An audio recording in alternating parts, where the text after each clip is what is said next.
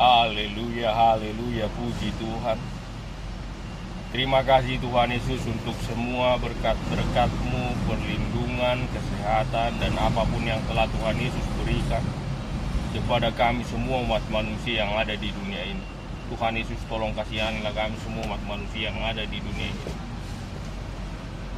Mampukanlah kami, berikanlah kuasa kepada kami. Lindungilah kami dari semua yang jahat untuk mengasihi Tuhan, mengasihi semua orang. Menjauhkan semua dosa, melakukan yang benar, berbicara yang benar, hidup benar di hadapan Tuhan. Belajar firman Tuhan setiap hari dengan benar dan melakukan firman Tuhan. Tuhan Yesus, apabila ada umat manusia yang ada di dunia ini yang sakit pada saat ini, dalam nama Tuhan Yesus, tolong sembuhkanlah mereka Tuhan Yesus. Berkati juga mereka yang mendampingi orang-orang yang sakit, yang melayani orang-orang yang sakit. Berikanlah apapun yang mereka butuhkan. Dan berkati kesehatan mereka juga. Apabila ada umat manusia yang sedang menghadapi pergumulan hidup, permasalahan-permasalahan hidup, dalam nama Tuhan Yesus, tolong berkatilah mereka juga. Berikanlah kuasa kepada mereka, bagaimana supaya mereka bisa keluar dari semua permasalahan hidup yang sedang dihadapi dan pergumulan hidup mereka. Kuatkan mereka supaya mereka sungguh-sungguh percaya kepada Tuhan Yesus. Tuhan Yesus sanggup menolong mereka. Dan berikanlah juga apapun yang mereka butuhkan dan lindungilah mereka. Tuhan Yesus, berikanlah juga damai kepada kami semua umat manusia yang ada di dunia ini. Mampukan kami, ajari kami saling mengasihi, tolong menolong dan saling mengampuni. Semua pemerintah-pemerintah yang ada di dunia ini, untuk kepala-kepala negara, kepala-kepala daerah, dan semua jajaran mereka juga. Lindungilah mereka, ajari mereka, mampukan mereka untuk bekerja dengan benar dan jujur. Bagaimana untuk mensejahterakan rakyatnya dengan adil, damai, dan sejahtera. Terima kasih Tuhan Yesus. Dalam nama Tuhan Yesus, haleluya, puji Tuhan. Amin. Firman Tuhan, Yohanes pasal 2, ayat 13 sampai ayat 25. Yesus menyucikan bait Allah. Setelah Yesus melakukan mukjizat air menjadi anggur di daerah Kana Galilea, Yesus dan ibunya pergi bersama saudara-saudaranya dan murid-muridnya ke Kapernaum. Dan sesudah itu Yesus pergi ke Yerusalem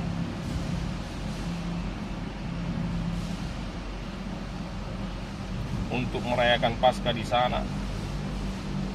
Dan di dalam bait Allah dia mendapati orang-orang berjualan kambing, domba, lembu, sapi, burung merpati, dan penukar-penukar uang. Lalu Yesus membuat cambuk dari tali, mengusir mereka semua yang berjualan di dalam bait suci tersebut, dan membalikkan semua meja-meja penukar uang mereka. Lalu orang Yahudi tersebut berkata, "Tanda apa yang bisa kau berikan sehingga engkau bisa melakukan ini?" Lalu Yesus berkata, "Rombak bait Allah ini. Dalam 3 hari saya akan mendirikannya," kata Yesus. Lalu orang Yahudi berkata, 46 tahun bait suci ini didirikan. Bagaimana engkau bisa mendirikannya dalam 3 hari? Maksud Yesus adalah bait Allah itu tubuhnya sendiri, di mana setelah Yesus disalibkan mati, pada hari yang ketiga Yesus bangkit dari antara orang yang mati.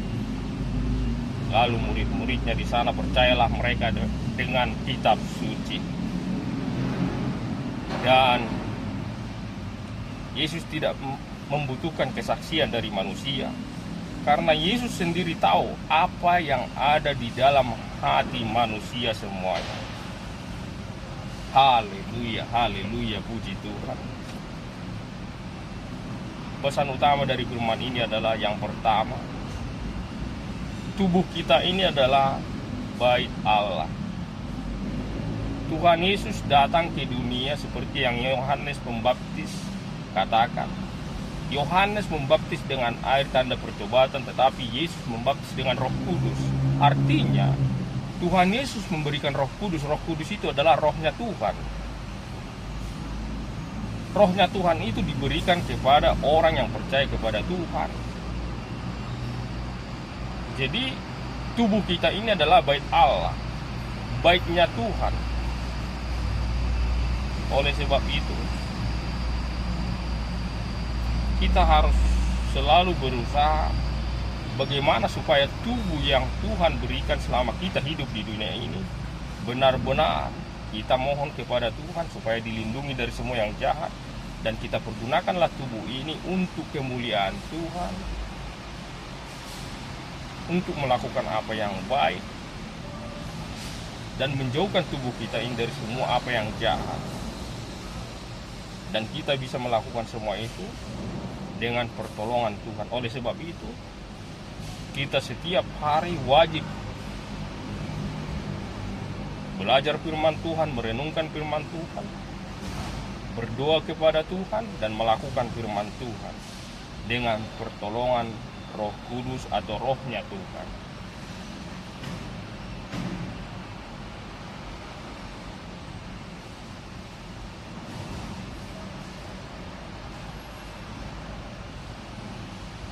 Yang kedua, pesan dari firman ini adalah apabila kita datang ke bait suci atau ke rumah ibadah, kita harus benar-benar sungguh-sungguh hanya untuk berdoa, memuji dan memuliakan Tuhan di sana, di dalam rumah ibadah tersebut. Terima kasih Tuhan Yesus untuk firman-Mu. Tolong berkati kami, lindungi kami semua manusia ini. Ajari kami senantiasa bagaimana untuk beribadah dengan sungguh kepada Tuhan, berdoa dengan sungguh kepada Tuhan, belajar firman Tuhan dengan sungguh kepada Tuhan juga. Dan lindungilah kami semua umat manusia yang ada di dunia ini daripada yang jahat. Ajari kami senantiasa hidup benar di hadapan Tuhan, mengasihi Tuhan dan mengasihi semua orang, dan beribadah dengan benar, berdoa dengan benar. Dalam nama Tuhan Yesus, haleluya, puji Tuhan. Terima kasih Tuhan Yesus. Amin.